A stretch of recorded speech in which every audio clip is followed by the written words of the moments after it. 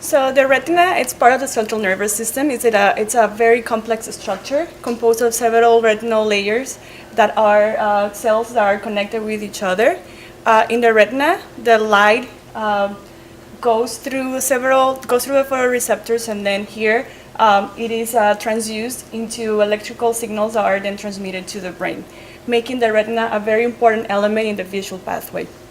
Because of the cells in the retina do not regenerate, the degeneration of one or several of the retinal layers can cause loss of vision and blindness.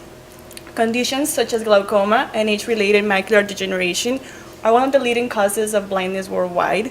In the case of glaucoma, the cells that are affected are retinal ganglion cells. And in the case of age-related macular degeneration, we have the pigmented epithelial cells that are affected.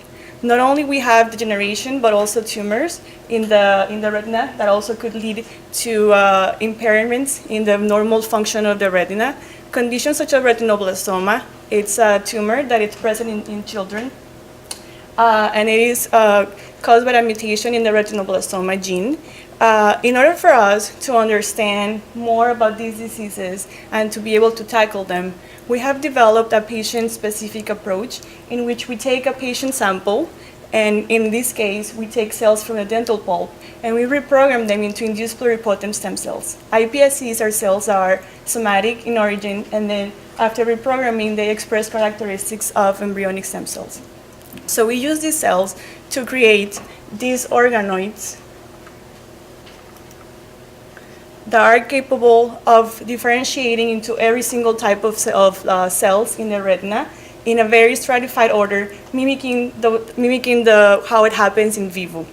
So this model can give us an insight in the early stages of development and very more understanding of what's going on in retinal differentiation.